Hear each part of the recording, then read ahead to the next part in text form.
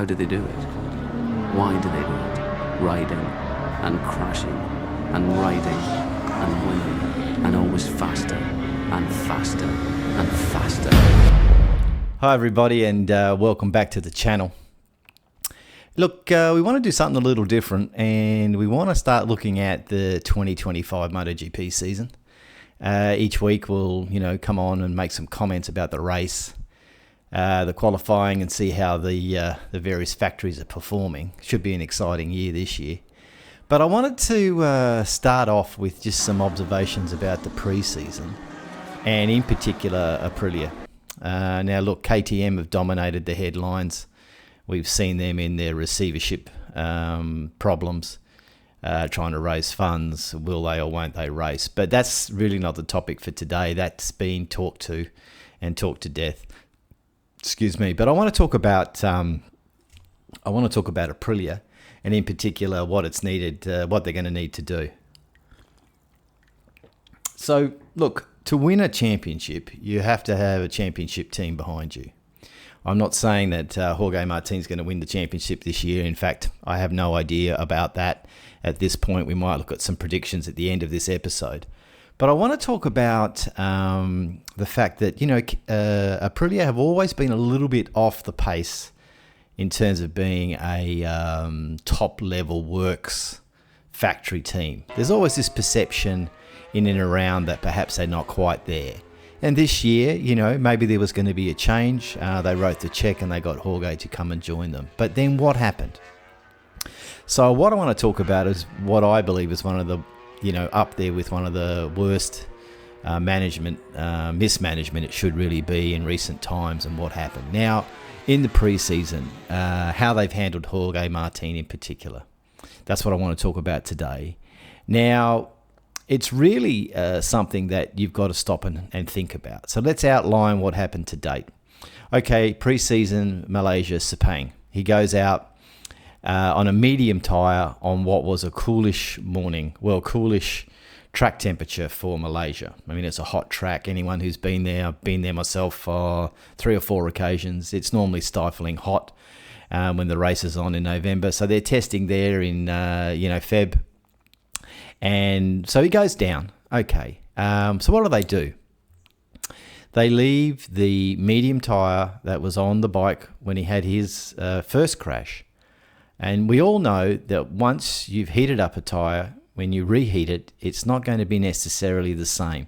The Michelin rubber performs differently on reheat. So what do? They send him back out on the same tyre, a medium tyre, which is reheated, and away they go.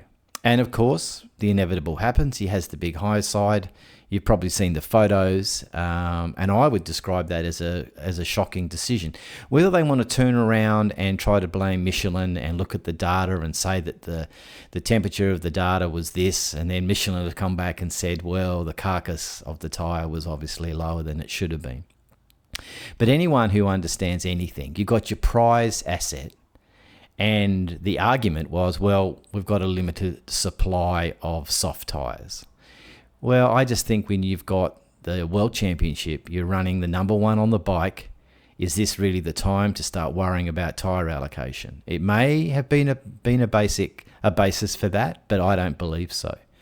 So anyway, out he goes, and he has the high side. All right, so he's injured. He's fractured his little finger on his right hand, and I think three fractures in his left ankle. Okay, so he misses the pre-season. He doesn't run in Sepang for those 3 days, and he doesn't run in Buriram in Thailand either. So he goes back to Europe for surgery. All this is known.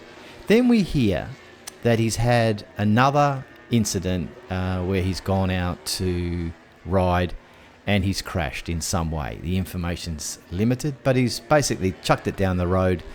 Consequences is he's done his left scaphoid in his left wrist. Now, anyone who races bikes, I've been lucky enough, I raced bikes for just on 15 years. Scaphoids are nasty. I think it's the lowest blood flow of any bone. So he's going to have some trouble coming back. But here's the thing. They've got a young man, world champion. They need to protect him. Management needs to do better.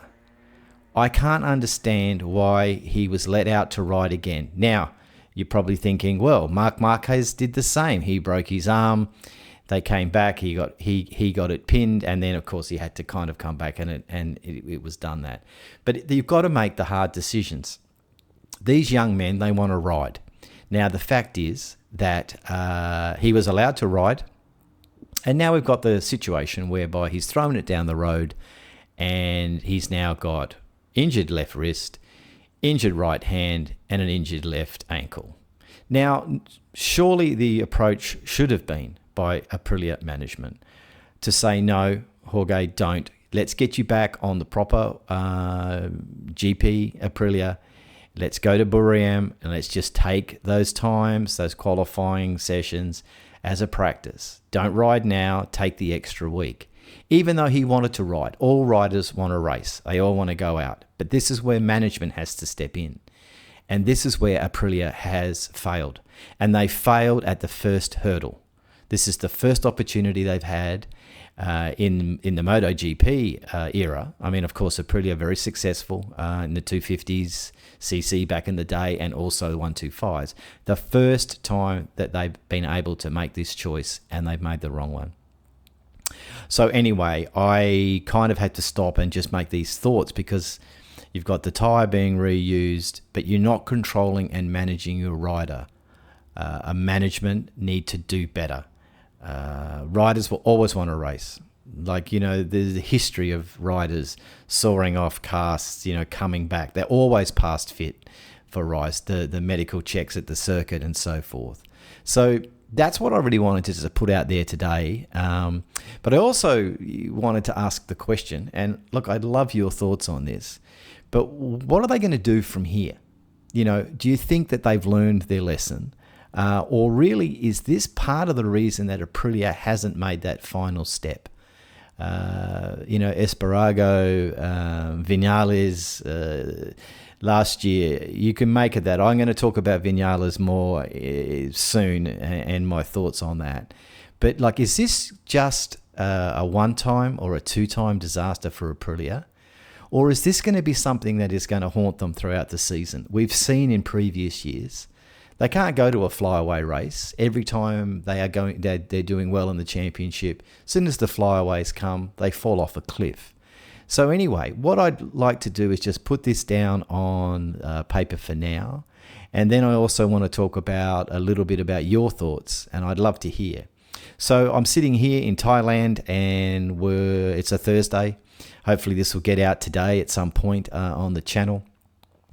And then we can really start to look at the season. But I kind of wonder how the season's going to go.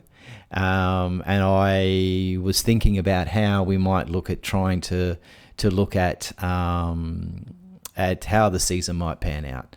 So anyway, I've written down a couple of thoughts on my trusty notepad. So let me grab that. And I'm just going to refer to this because I think I would trying to look at how the riders might finish, and in particular what sort of order that they might go in. So let me find that. Okay, so it took a little while, but let's go through it. So top 10 in 2025, what do I think? I think in 10th place, Morbidelli. He's on the same bike. Hopefully, we know last season he had the terrible start with the head injury, and that's never easy to come back on. So I put him at 10th. I think he's on the GP24. He's back with, not back, it's his first time riding with the Rossi's Academy team. So that's interesting. In fact, that's another topic, what Rossi's doing with the team. 9th, the dreaded 9th place. Look, Brad Binder, I don't think he's going to do much on the bike this year. If you'd looked at the pre-season, particularly in Thailand, what that KTM is doing to the tyres, I think that's going to be a problem. 8th place, I've got Alex Marquez. Look, he's quick in pre-season. There's going to be circuits where he does really well, like he'll finish on the podium. But the fact of the matter is, I don't think over a full season he's going to be doing that. I think you've got Bezzecchi coming in next. I think he's going to come in 7th. Antonio, I think, will finish up around 6th. I don't know. He's a funny one. He's a bit of an enigma. He's quick. They're all quick. I mean, God knows they're all quick. But I just don't know whether he can string it together. Again, disrupted pre-season, fractured his collarbone, doing a wheel stand in KL. But there you go. That happens. 5th, the ever-improving Quartararo, which is a silly thing to say of a world champion, but he's on the Yamaha. They seem to have got some speed, but that could be a bit deceptive. Anyone who spends 5 days with all the rubber that was laid down in KL, I think the times are probably flattering Yamaha a little bit. These rumours of the V4 engine, I'm not too sure, but I see him at 5th. 4th and 3rd, look, to be honest with you, I had Acosta at 4 and Martin at 3. I think with Martin potentially missing, definitely missed Thailand. I don't know whether he's going to get to Argentina, which is a pity, because Argentina, is great for the Aprilia. But let's say at the moment 4th, I think Jorge Martín, subject to fitness. 3rd, Acosta. I mean, the guy's a talent. Whatever happens with KTM, I don't know if he's getting the full factory support. I'm making some assumptions here that KTM are going to be back to what they normally are. So I've got him at 3rd. 2nd, Bagnaia. I just can't go past Marquez to win the championship this year. We see how shrewd Marquez is off the track. I mean, to position himself into that works team at what cost to Ducati. I mean, honestly, they lost Martin. They lost, they lost the whole Pramac team as their support team. So that was just amazing. So they, what they've given up for him ensures that he is going to get every possible bit of support. Plus, in my opinion, he's the quickest guy on the grid. So I've got Marquez, Bagnaia, Acosta, Martin, Quartararo in the top 5, subject to injury and thought. But anyway, if you've enjoyed this, give us a thumbs up if you can. And, have you got a comment? Do you want to drop a comment in? Because it's all subjective thinking here. And as we know, it's a long season. Anything can happen. But what's your top 5, or if you want to go the whole way, your top 10? Drop it down below. And we'll try to get these uploaded every week. Today's Thursday, like I said. We had a lot of rain here in Thailand, so I'm not too sure what we might get in Buriram. But, if it's wet, who knows what could happen. We might even see the wet weather specialist up the front, and who knows, that might be great for Jack Miller. But anyway, thanks for watching, and we'll chat again soon. Okay, bye for now.